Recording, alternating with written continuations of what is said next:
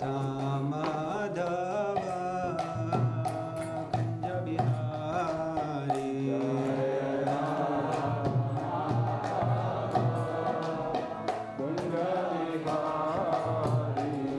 Gopi Jana Vallabha Girivaradhari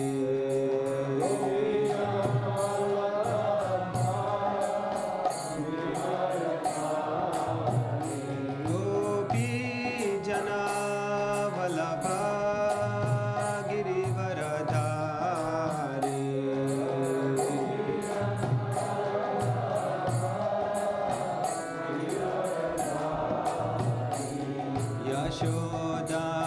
Yashodanandana Braja Janaranjana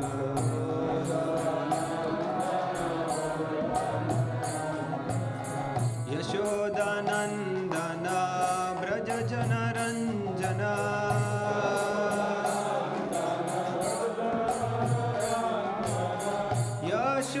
Yashodanandana Braja Janaranjana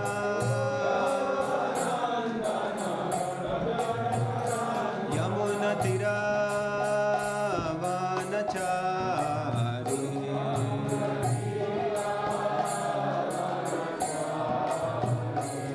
Jaya Radha Madhava Kunja Bihari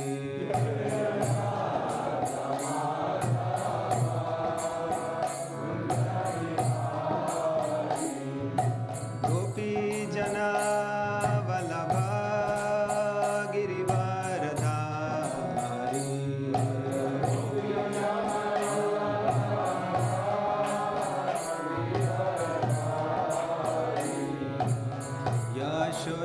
Yashodanandana Braja Janaranjana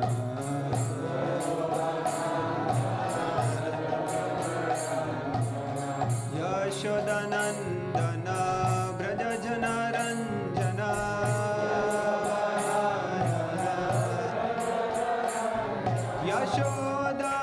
Yashodanandana Braja Janaranjana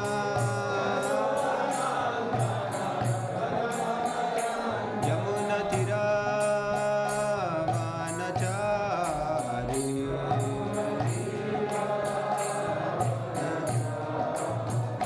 Jaya Radha Madhava Kunja Bihari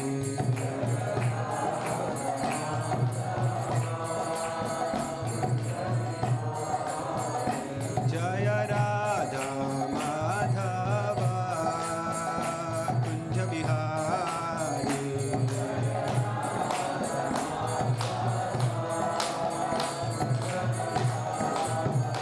Hare Krishna Krishna Krishna Hare Hare Hare Rama Rama Rama Hare Hare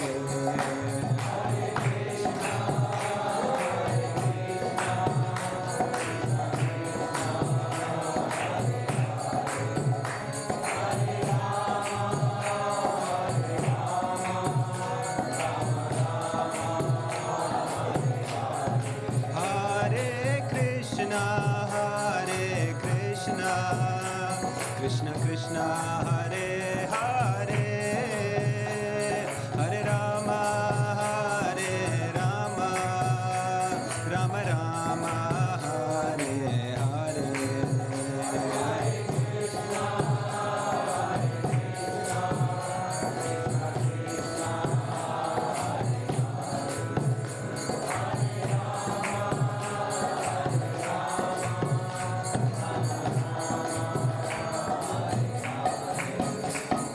Hare Krishna Krishna Krishna Hare Hare Hare Ram Ram Ram Hare Hare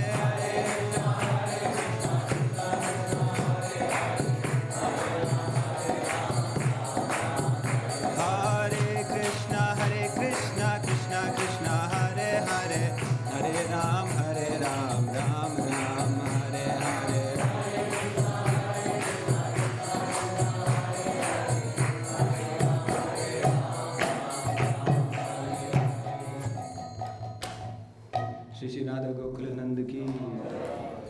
Shri Sitaram Lakshman Hanuman ki, Shri Gaurnita ki jai, Srila Prabhupada ki. Hare Krishna, thank you all for coming for this morning's class. We have the Sankirtan warriors back from Sankirtan. Now we have a sea of saffron instead of one, we got two in the temple and a lot more people, definitely. It's good to have you back. Hope you had a good marathon, but the marathon never finishes at Bhaktivedanta Manna, isn't it? Om Namo Bhagavate Vasudevaya. Om Namo Bhagavate Vasudevaya. Om Namo Bhagavate Vasudevaya.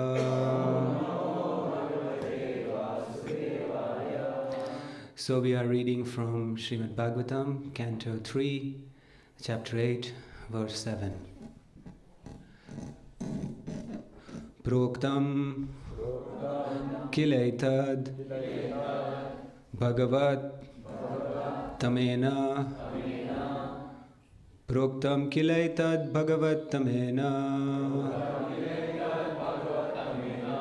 Nivriti dharma abhirataya tena. Nivritti dharma abhirataya tena. Sanat kumaraya sachaha prishtaha. Sanat kumaraya sachaha prishtaha. Sankhya yana yanga dhritavrataya.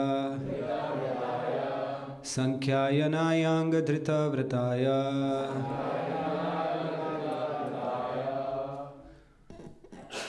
Proktam kilaitad bhagavattamena. Nivriti dharma bhirataya tena. Sanat kumaraya sachaha prishta. Sankhya yanga dhritavrataya. Proktam kilaitad bhagavattamena. Nivriti dharma bhirataya tena. Sanat kumaraya sachaha prishta. Sankhya yanga dhritavrataya. Proktam kilaitad bhagavattamena. Nivritti dharma bhirataya tena. Sanat kumaraya sachaha prishta. Sankhya yanga dhritavrataya.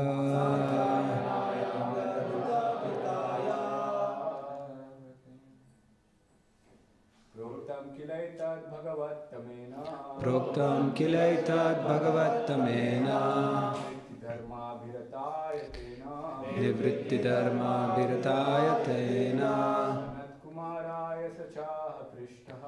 Sanat kumaraya sachaha prishta. Sankhya yanga dhritavrataya.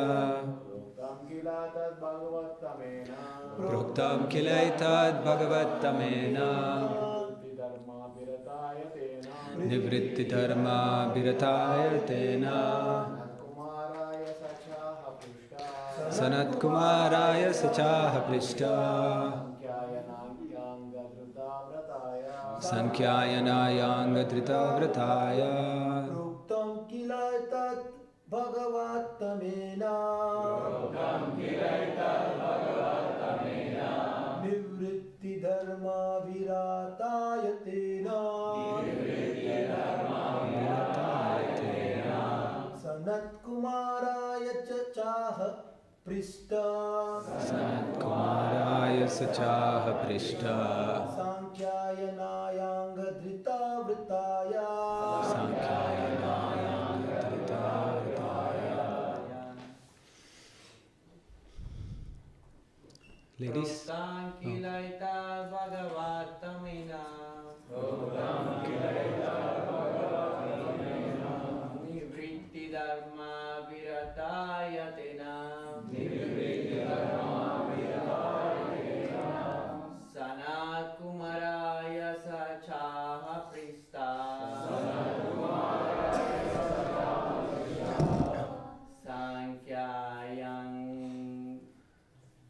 Sankhayana Yangadrita Vrataha Vrataya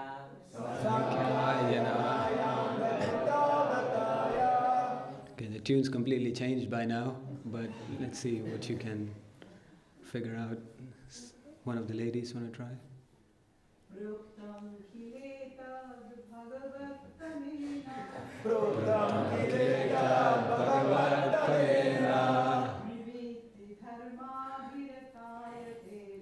Nivritti dharma viratayatena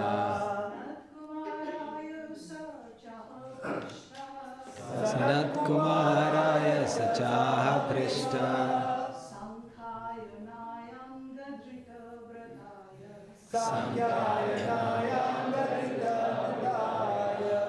And that's how it's meant to be done. Thank you. Somebody else?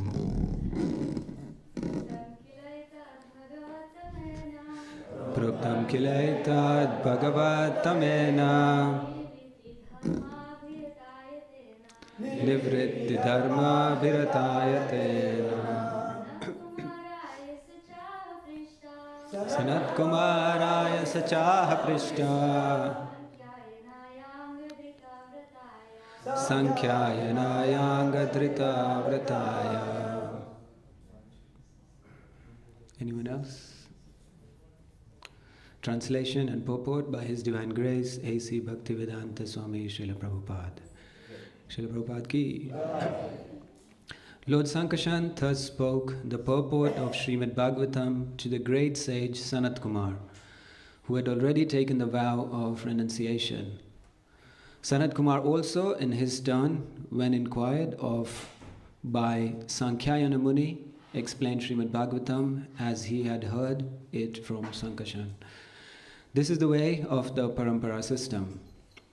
Although Sanat Kumar, the well-known great saintly Kumar, was in the perfect stage of life, still he heard the message of Srimad Bhagavatam from Lord Sankarshan.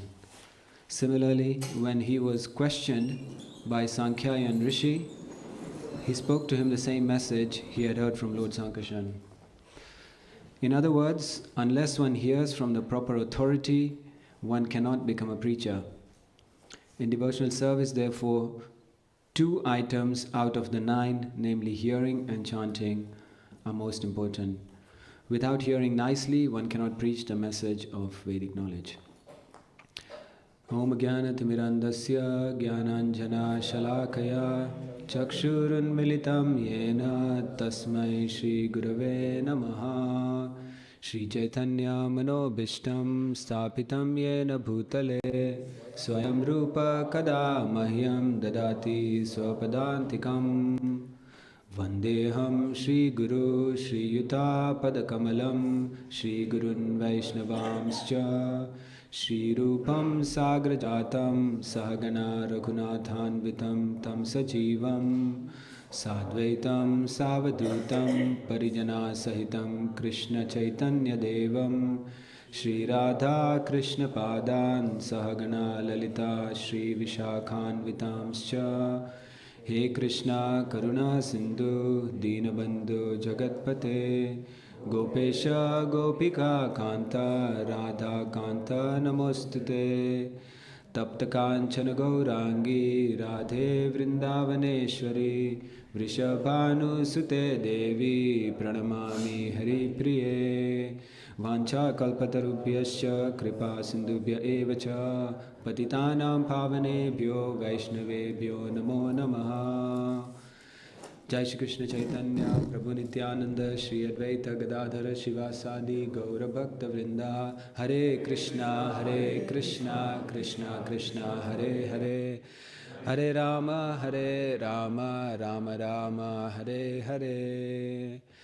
Hare Krishna, thank you all for coming. And first of all, before I start, I'd like to seek the blessings of all the senior Vaishnavas assembled here today and assembled online, and also everybody else, so I can say something useful for my own purification and for my own understanding, but also share something that is in the purport. Usually, when Prabhupada writes a purport, he usually sticks around one or two themes that's been going around. So when I was being taught how to give class, I was told, well, you try and pick out what Prabhupada is speaking, and usually it's 2 or 3 things, and then you just speak on those, you can expand on those. I think in today's verse, the themes are, there's definitely parampara there. Prabhupada is talking about parampara and how that functions. He's also talking about hearing and chanting and how that is a basis of parampara. And he's also talking about hearing from proper authority and about preaching. So back in the day, and when I say back in the day, I mean when Lord Krishna was around, he would go around stealing butter, as was, that's what the kids used to do for fun back then. Nowadays they play video games, but back then they used to steal butter, something more useful. So Krishna used to go around stealing butter. And so what the gopis used to do is they used to hide the butter up high so they couldn't reach it. But that wasn't going to deter the boys, was it? So what they used to do is something what they still do in many parts of India on Janmashtami. They form a pyramid. Is that what it's called? When you have a group of boys at the bottom, and then some of them climb on top of their shoulders, and some of them climb on top of their shoulders, until one person who is right at the top can reach the yogurt or the butter, whatever is in the pot, take it off the hook, and then slowly pass it down. And then when it comes down, everyone can eat it. Okay? So to me, that reminds me of parampara. Okay, it's like a parampara system going on there. Because we cannot reach Krishna. Okay, Krishna is too far. But we can reach Krishna through the acharyas, through our teachers. Okay? You are not tall enough to reach high enough to get the butter, okay, to get the nectar from Krishna. But somebody else above you can, because they are connected to somebody else above them, all the way up there, and then slowly it's handed down, okay, step by step, so you get the full pot down at the bottom. So parampara is pretty much like that, and that's what Prabhupada is talking about, that you may be not qualified to be connected to Krishna yet, because you are still practicing Krishna consciousness, isn't it? But it is important to get that message delivered from Krishna to you somehow. But how do you get that message from Krishna when you're not qualified to hear from Krishna because you're still on the way? Well, maybe there's somebody else who's more qualified than you, and that is your spiritual master. But it doesn't end there, because your spiritual master is also a disciple of his spiritual master, and there is someone obviously more qualified than him. And then, like that, you go back all the way, and that is Krishna, and that is the parampara system, that it comes down all the way from top. You may not be qualified completely, and that is why if you learn the Guru-Disciple course that is being taught everywhere in the world right now, it tells you clearly, the GBC has made the guidelines clear. The spiritual master does not need to be self-realized, he does not need to be liberated, he does not need to be on the absolute highest platform of devotional service, he just needs to be connected. Okay, and this is the beauty of the parampara. You may not be qualified, but you can still get the nectar from up top, because it is handed down right all the way, coming down through the parampara. So you can get these instructions, you can be qualified even though you are unqualified. That is the beauty of the parampara. Obviously, everybody has to meet certain basic qualifications, and these qualifications are stated by Rupa Goswami in the Nectar of Instruction. Okay? The first verse, he explains all these qualifications, you can read it. But he does not say that someone needs to be self-realized, he does not say that someone needs to be liberated, he just says that these are the basic things. Anyone remember that verse? First verse of the Nectar of Instruction? Vacho vegam, manasa krodha vegam, jiva vegam, udarapasta vegam, etan vegan, yo vishaheta dhira, sarvan abhiman pratimim shishyat. So, one needs to have certain basic qualifications, and hence one will be able to get this knowledge and be fulfilling in that role. Okay? And then one can get the knowledge from the parampara. Think of it a little bit like a train. Okay? So, if you go on a train in this country, you can travel first class or you can travel second class. If you go to India, you can even travel third class. Okay, you can even, some people I've seen on Indian trains, they even sit inside the toilet. Some people sit on the floor. Some people sit on the roof. Okay, the point is, you don't have to be connected to the engine directly. Anywhere you are on the train, you will get to your destination, because ultimately, through a chain, it is connected to the engine. So this is the parampara system, that you may not be qualified, but as long as you are connected to the right place through your spiritual master, who is also qualified, through his spiritual master, who is also qualified, ultimately you will be able to connect to the Supreme Lord. Okay? And here there's an interesting thing that Prabhupada mentions. He says that even though Sanat Kumar was in the perfect stage of life, even though he was in the perfect stage of life, he still heard the message of the Srimad Bhagavatam. So sometimes we read a lot, we know a lot, and we can quote a lot of verses, and we think we've understood the Bhagavatam, and sometimes we start thinking, I don't need to listen to anybody else, I don't need to listen to Bhagavatam class. Sometimes you make calculations in your mind when you see a Bhagavatam speaker, yeah, listen to him, don't want to listen to that guy. So once Keshav Maharaj, who's rightly arrived in the room, told me that you don't need to judge based on who is speaking. Everybody who is speaking is representing the Bhagavatam, and then whatever you hear is the message of Krishna coming through that person. So don't make judgment saying, I'll listen to him, I won't listen to him. Obviously we need to have certain discretion, but we're assuming that when someone sits on the Vyasasana, that discretion has been made by somebody else, whether they're qualified to speak or not. In the same way, if you are practicing Krishna consciousness, we should never think, we know enough, I know better than this person, so I won't listen to him, and this person is obviously more elevated, so I can listen to him, like that. So my understanding from that is, don't make those distinctions, because in this verse Prabhupada is saying that although Sanat Kumar, the well-known saintly Kumar, was in the perfect stage of life. Perfect stage of life means he's there. Perfect means perfect. There's no more, well, there is more perfect and most perfect. But at the same time, he was in the perfect stage of life. Still, he was listening to Srimad Bhagavatam. Another interesting thing Prabhupada also mentions is he relates parampara with hearing and chanting. So he says there are 9 aspects of devotional service, and of these 9, the first 2 are very important. Hearing and chanting, which means you hear and then you repeat what you heard, which is also same as the parampara. So these are the most important things. You hear from your superiors, you understand, you introspect, you learn. Okay, this is another question that comes up, that people ask that, do I find a spiritual master or does the spiritual master find me? Okay, and you hear this a lot. Do I find the spiritual master will find me, isn't it? I'll just hang around, practice Krishna consciousness, and it is a guru who will find you. Well, according to the Bhagavad Gita, Krishna says, Tad vidhi pranipatena pariprashnena sevaya. The first verse is, go and find a spiritual master.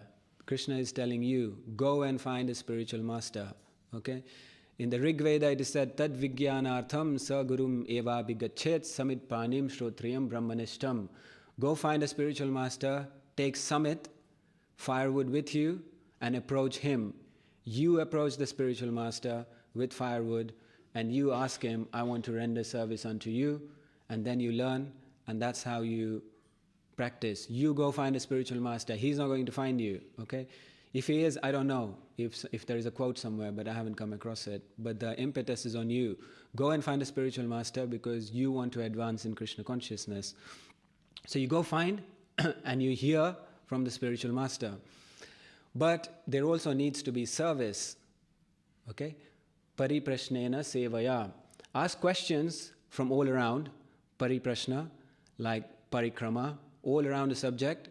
You ask questions to the spiritual master. But don't just keep asking questions, because then all you're doing is you're asking the spiritual masters to serve you. Okay? Here is my question. Why don't you answer my question? Okay? Here is another question. Why don't you answer that one and have this doubt and have that doubt? You answer all my questions. That is asking the spiritual master, well, why don't you serve me? Now, asking questions is important because that is our process. If you read the whole Bhagavad Gita, if you read the Bhagavatam, or even if you pick up any of the Puranas, you can pick up the Garuda Purana, you can pick up the Padma Purana, almost every single scripture that we have is all about somebody asking questions. So asking questions is an important element of our learning process, because that is the parampara, the hearing, because you need to hear. And you hear when you ask questions. If you don't ask questions, then you don't hear. Okay?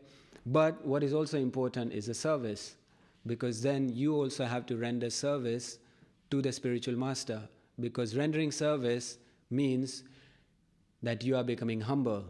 It means you are positioning yourself at a lower point than the spiritual master, because you'd only serve somebody who you consider higher than you. So even though you're asking questions, rendering service is very important, because you are offering service to the spiritual master. So there's three things in the process. First you approach a spiritual master, then you render service, and then you ask questions. And all three should be there if you want to make progress, because that is connecting you to the parampara. Okay? So parampara means hearing and chanting. You hear from the spiritual master and you heard it, but then the next stage is that you also need to teach it to somebody. Okay? That's what this month was all about. You hear, hearing and chanting, you hear, and then you chant it. And chant doesn't mean, like Srila Prabhupada explains, that kirtan does not mean just singing Hare Krishna with musical instruments. Kirtan means, the word kirtan means to glorify the Lord. So how will you glorify Him? As far as the parampara is concerned, this preaching is very essential, because if you hear but you don't teach, then the parampara doesn't go ahead. Okay? It stops there if you stop teaching.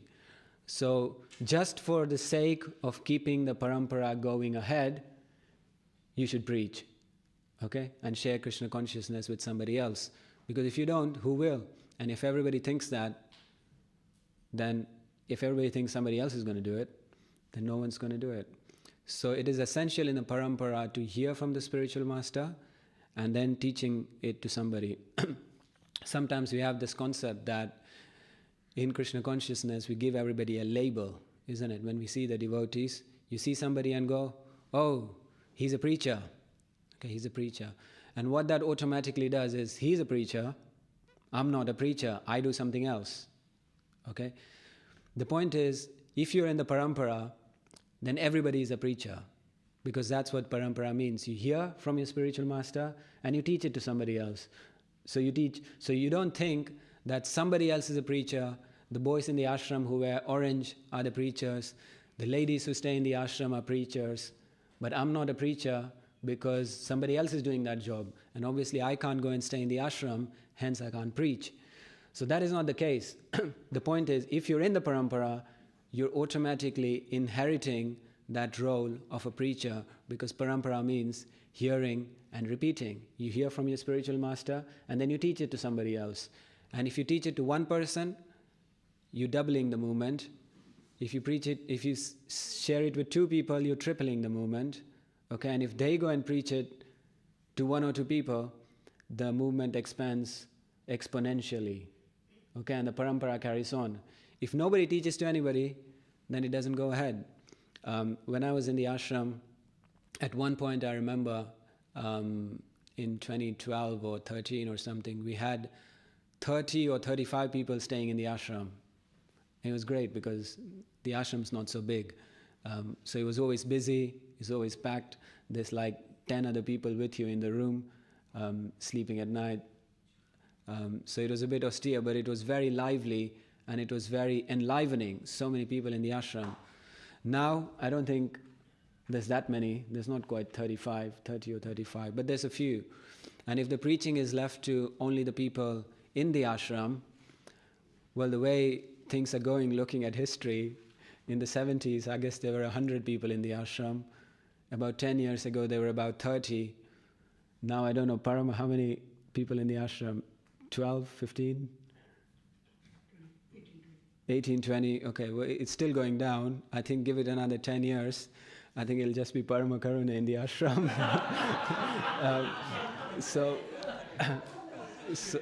And Srinivas will definitely be there. He's not going anywhere. So the way things are going, and if Parama's the only person left to preach, then he's going to struggle a little bit. So the point is that if you're in the parampara, you inherit the right and the duty to share Krishna consciousness. And it's also good for your own personal development as well, hearing and chanting and repeating.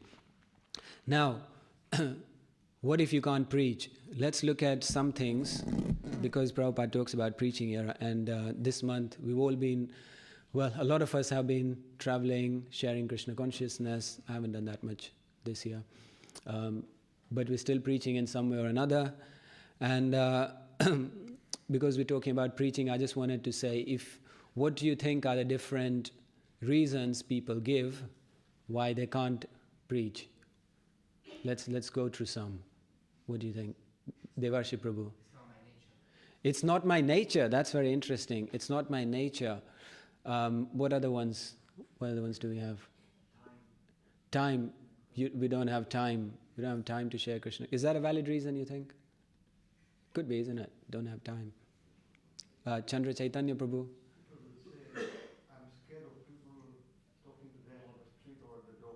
I'm scared of talking to people on the street or at the door. Okay, we had a few hands. Some should have. One person told me that I will practice for 40 years, then I become perfect, then I will preach. Yeah, well, you'll be waiting for a long time. I hope that's what you told him. If he's waiting to be perfect. Fake it and you will make it. Yeah, good. Okay, so wait till you're old and you're perfect before you can preach. Okay. Yes, Prabhu. We are doing violence if we are not preaching, because the violence is increasing due to the message is not going to everyone. Okay, that's a good point. I'm just looking for reasons what people give. Why? Yes, Vishwesh Prabhu. Sometimes people are not receptive, so we feel that we are telling, but they are not ready to receive. We are telling them what they're not ready to receive. Okay, interesting. Govinda Prabhu? It's an invasion of privacy. Invasion of privacy, isn't it? I definitely feel like that. I don't feel like that so much on the street, book distribution, but door to door. One of the ladies, the lady in the corner. Sometimes it can let your ego too much, and you might feel like, if they're rejecting Krishna consciousness, like they're rejecting me, and it sometimes. Okay. An ego, it hurts your ego. When people say no, you feel like they're rejecting you, so it hurts your ego. It happens a lot on book distribution, isn't it? You have to get used to that. Tilan Prabhu? Your circumstances change, like you're no longer in the ashram, now your household has to. Yeah, you're not in the ashram anymore, you're staying outside, so... Carlos Prabhu, last one. Because they don't have proper knowledge. Okay, you think you don't know enough to be able to share Krishna consciousness? Yes, if you are not preaching it because you don't know. Yeah, what you don't it's preach about. because you don't think you know enough. Okay, now here's, Prayojan Prabhu, sorry. Teach by example. Teach by example, yes, definitely. Definitely you should teach by example. Now, I think that a lot of times when we think about preaching, we are thinking of all the standard ways that we can preach. And then we think that if that doesn't work for me, then I can't preach. Well, I can't distribute books because I don't have time to go out on book distribution. I'm too scared to stop people on the street. I don't want to infringe on their privacy while they're going about shopping about their day, which is going to happen a lot today actually, because it's Boxing Day, biggest shopping day of the year. And you think Then you think of other standard ways. Well, yeah, that's there, but I can't go on Harinam because I can't sing. And then you think, what else? What else? We looked at a lot of different reasons, didn't we? And we often think about the standard ways of preaching, and if we don't fit into that mold, then we can't preach. That's what we often end up thinking. Now, one of the things is that now book distribution is definitely very good. I did it for many years in the ashram, but it's not the only way to do things. And the idea is to share Krishna consciousness in whichever way you can. The Christians have a certain saying, okay? They have a saying that everybody has a gift that they're born with. Doesn't matter who you are, whether you're in the ashram or not in the ashram, doesn't matter who you are, everybody's born with a gift, and they call it the God-given gift, okay? It's not under a mountain, it's not in the water, it's not hidden under a rock. You have it, you already have it, you just have to find it. And this God-given gift is something that you use to share Krishna consciousness. How do you know what your God-given gift is? Sometimes people ask me, I think it's similar to what we call finding our nature. Isn't it, finding our nature? People often ask, have you heard that question, Prabhu, how do I know my real nature? So there is a very interesting thing they say. They say your God-given gift is something that you can do the best with the least amount of effort. Okay? You can do it really well with the least amount of effort. It just naturally comes to you. And if you focus on that, then you'll be very successful. A lot of times people... when people think about pursuing something, they're thinking about their passion, what they're passionate about. Now, passion is very different to your gift. Okay, passion is different. You may be passionate about something, but you may not be good at it. You may really like it, but it may not be your nature. Okay, like, I'll give an example. I'm very passionate about swimming.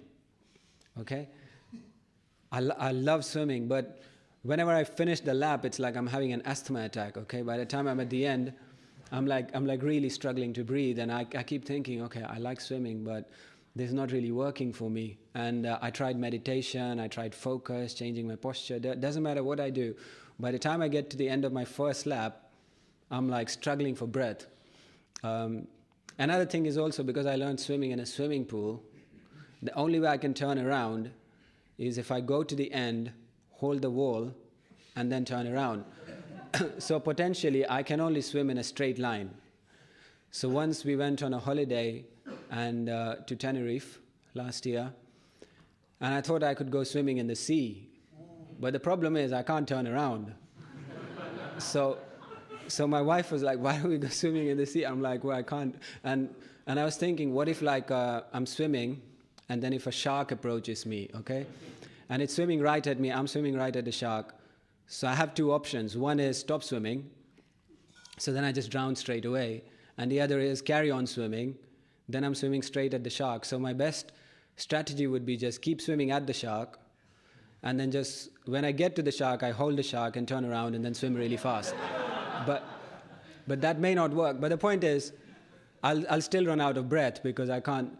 The point, anyway, we're digressing from the point. But the point is that I'm really passionate about swimming, but I can't swim. It's not my thing, okay? But I like running. I can run. I can run for miles and miles and miles. I can keep going like Forrest Gump, okay? I can keep going. So I'm naturally good at something. Then why don't I just take that, what is my God-given gift, which comes to me naturally, and I'm very good at it, and turn that into a way to share Krishna consciousness, okay?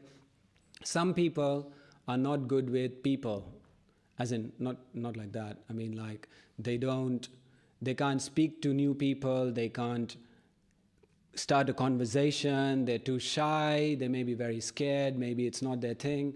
Well, that's okay. You can work behind a computer and you can preach through the internet, okay? Nowadays, the thing is, if you think about it, you have to just be a bit creative, and if the traditional ways don't work for you, then try something non-traditional. Figure out your own way. Figure out whatever you're good at, do that, and preach in that way, and then you'll be very successful in sharing Krishna consciousness. Now, book distribution is great, and I think that everybody should try book distribution for a while, at least. If it's not, even if it's not your nature, it's good to try it, because it really helps you build character. It really helps you be humble. I remember once, a few years ago, when Shivram Maharaj was here, and he came here to do book distribution. Do you remember? And then he said something very interesting. He said, in ISKCON, I'm a Swami. He goes, wherever I go, people are, people come to me, and, you get the respect and you get looked after. On the street, nobody cares who you are. It's like whether you're a Swami or doesn't matter who you are, they'll just tell you the same things they tell anybody else on the street. So it really humbles you, okay? So for developing humility, for developing character, and for learning how our movement started back in the day, it's good to try out some book distribution, and it is a direct way of engaging in Krishna consciousness. Okay, so my thing would be, everybody should, like the Mormons, Shri Radha Govinda Dāsa ki jai. The Mormons and the Jehovah's Witnesses have this thing, that you have to give 2 years of your life to the mission.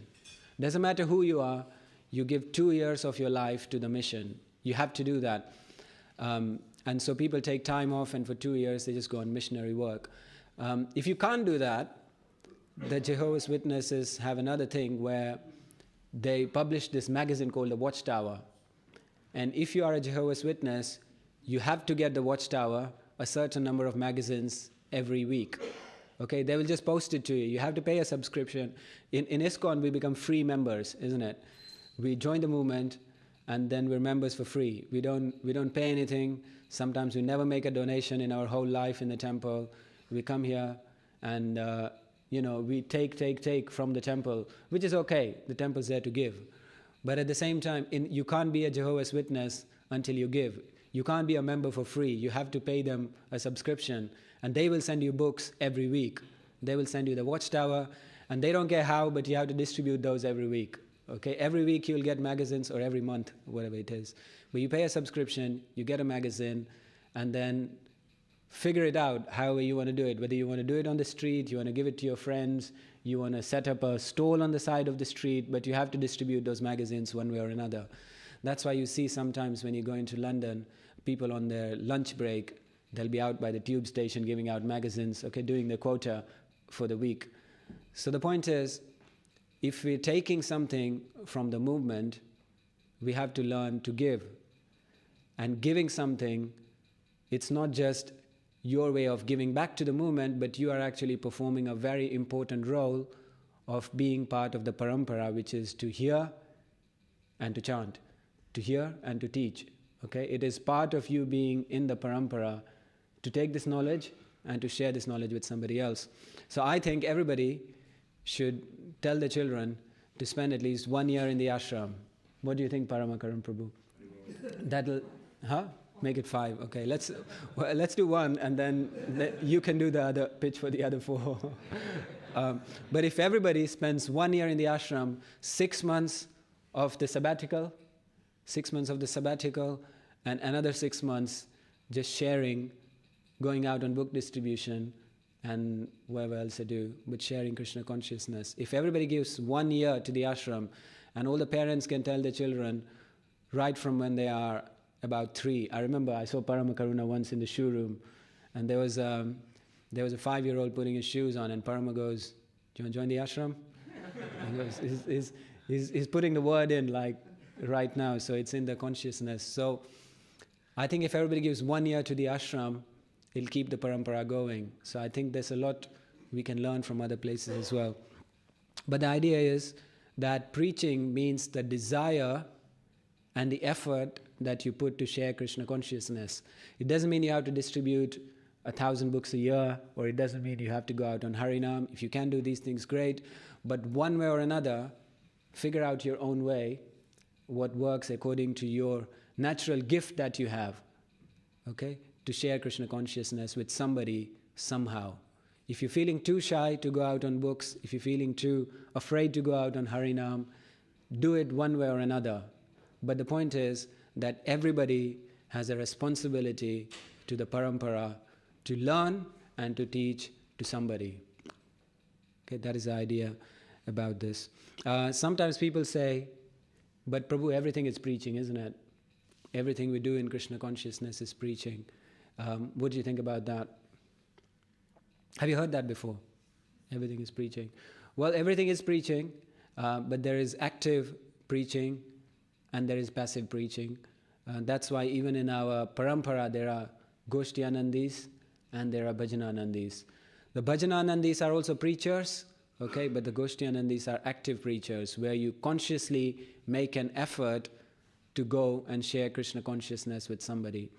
And I think this conscious effort is very important, because otherwise you become, you become a miser. You become a miser.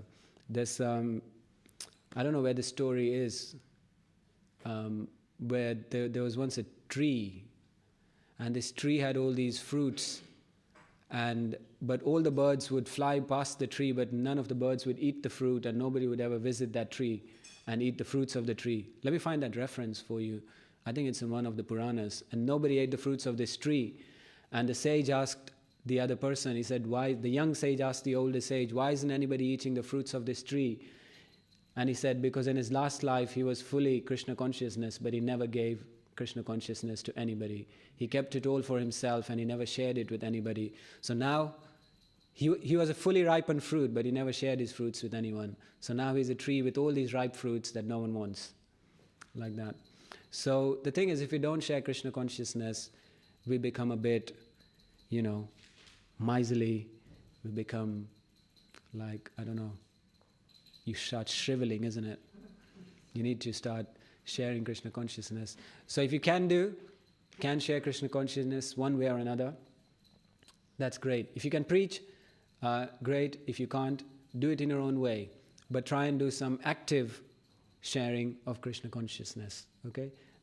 Passive is great, but active is better, because the movement needs to spread. So, what else can I say? I think I've said everything I need to say. Are there any questions so far? Oh, one last thing actually, I forgot to say, is that you may think, I think we hear a lot about learning about Krishna consciousness and internalizing it, okay? And this internalizing is very important. Hearing from the Guru, internalizing, and trying to live and be that person, okay? Try and be the philosophy, not just learn the philosophy and quote the philosophy, but be the philosophy, and this is very important. But at the same time, doesn't matter how much you internalize things, if you think you're going to make it back to Godhead just by being perfect in your sadhana, then good luck, because I don't think that is the process in our movement. If you read a book called the Chaitanya Shikshamrita, Bhaktivinoda Thakur talks about two things. He says there are two types of siddhas. Siddhas means those who have perfected their spiritual life. And one are called the sadhana siddhas, who perfect the life by practicing sadhana. And one are called the kripa siddhas, who have become perfect by receiving mercy. Okay? By receiving the mercy. And then he does go on to explain that in fact, most people who make it back to Godhead are kripa siddhas.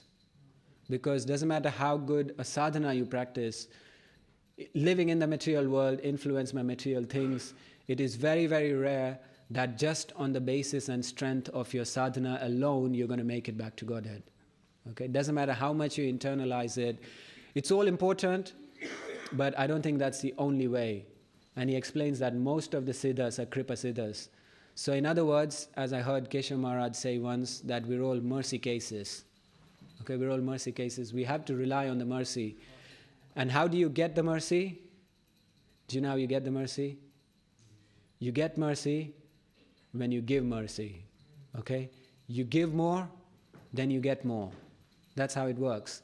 So the thing is, if you want this mercy to be able to go back to Godhead, you learn, you study, you understand, you internalize, but then you share.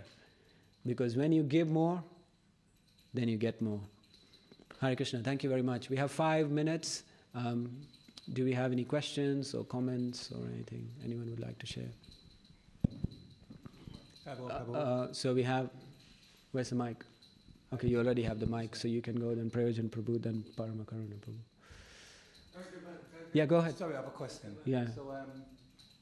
So, you know, in this movement, making devotees every day on the street and Yeah. elsewhere. Yeah. So you talk about spiritual masters, and which I don't have one. Still Yeah. don't have one. Yeah. And they're becoming very rare these days. Meaning, we're cultivating disciples, devotees, Yeah. but the numbers of spiritual masters Yeah. stays the same. If anything, they're dwindling, going down, because they're leaving their bodies also. So how do we resolve this in the long run? Is it a management question or is it a philosophical question? Because I don't know. I mean, I would say that because based on what Srila Prabhupada said, from what I remember, if you do a search on Vedabase, you'll find something Prabhupada said every year, that every one of you should become a spiritual master. And I think personally that in the movement we need more spiritual masters. I think we need more gurus, because if there are millions of devotees practicing Krishna consciousness but only 120 gurus, then I think we have a problem with the ratio there. And I think we need more and more and more people. And it's not, people think that a guru is somebody who is established by the GBC, who's been told by the GBC that you're a guru now. No, it doesn't work like that. You can only be a guru. You can't be a guru and then go somewhere and not have any disciples. Hare Krishna Guru Maharaj, hi there. How many disciples you got? Well, I haven't got any yet, but I'm still a guru. No, but you're not a guru unless you have disciples. So it is the disciple that makes you a guru, not the GBC. So I think if you like somebody who you would like to be initiated by, you can put them forward, and there can be a spiritual master, and the GBC will approve of them to be spiritual masters. That's usually the way it works. You don't recommend, the GBC doesn't recommend, well, they may recommend, but they'll only recommend based on if people want to get initiated by them. I think we need definitely lots of spiritual masters, we need lots of gurus to fill in the vacuum. But I hear you, I feel the same thing as you. But for now, I think you may want to just look for whoever's available, because it may be a while. Are the sampradayas? Huh? If you keep waiting for the numbers to go up, I think you may be waiting for a while. So just, the point is it's like an electricity socket, you see. If you want to charge your phone, you don't need to like a particular socket. I mean, you may pick one based on convenience, whatever's closest to you, whatever's nice, but eventually you can plug in anywhere and it'll work.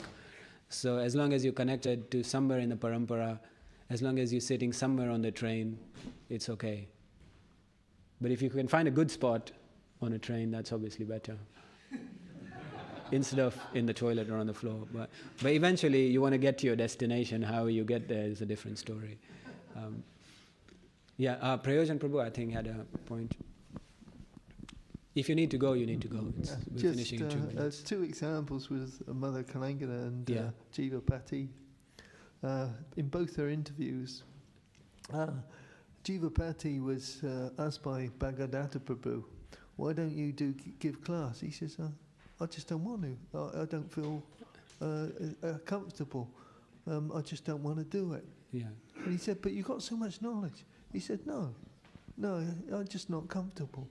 And then Mother Kalangana was another person, but almost the opposite way, that she would go out and she said to anybody, can you say Hare Krishna? And she'd say that to everybody, even at the desk, in the hospital, wherever she went, can you say Hare Krishna? And so these are two almost opposites. But Jiva Pati was an example. And but she was free for all. Yeah. Thank you, Prayojan Prabhu. I think Parama Karuna Prabhu had a question. Sorry, I don't know if any of the ladies have a question after you. Thank you for the class, Prabhu. Just a couple of things. One is, in the previous verses, the 4 Kumaras are mentioned, and then just all of a sudden, Sankarshan is only speaking to Sanata Kumar.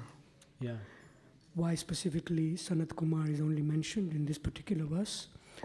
And then we also hear about Sankhayana Muni, who is, I don't know if you know who that is or read anything about him.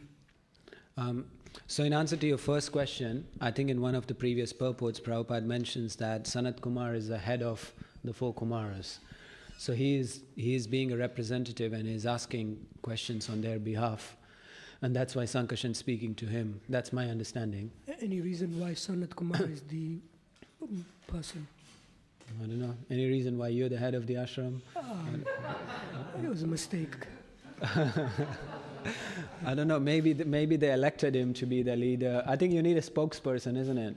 Like, I mean, I don't know why. I don't know if there's a philosophical story or reasoning behind it. But I do know that in one of the purports, Prabhupada did mention that he's the head of the 4 Kumaras, Sanat Kumar. That's why even one of the parampara lines comes through Sanat Kumar, the Kumar Sampradaya. He's the head of the Sampradaya. But I don't know why he is such. Sankhayana Muni, I don't know who he is, but I don't know if someone else does. I'm sure he's someone important, he's in the parampara, but I don't quite know what he did.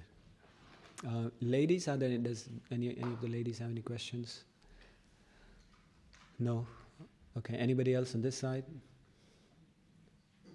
Yes, Prabhu, last one, and then we call it a day. Hare Krishna, very nice. One of friend was asking last week, he had 3 kids, but when he had what? 3 children. 3 children. And so he was more interested that children should get also into, as you said, everyone should come to ashram kind of thing in the future. Yeah. I mean, prachar things. Yeah. But their wife said, first they need to complete, we need to bring up their own, they need to, we need time, like Prabhupada took so much time. Yeah. So we should also take them time and we need to make them Vaishnava first, then go to outside. Yeah. But the time is so less, like Bangladesh and all things happening. Yeah. So how we can suggest them? And so what you do is, before you get married, you ask your wife, your to-be wife, our kids are spending 2 years in the ashram. Are you okay with that? If she says yes, then you marry her. If she says no, then you find somebody else. Good idea. Haribol. Thank you. Srila Prabhupada ki jai.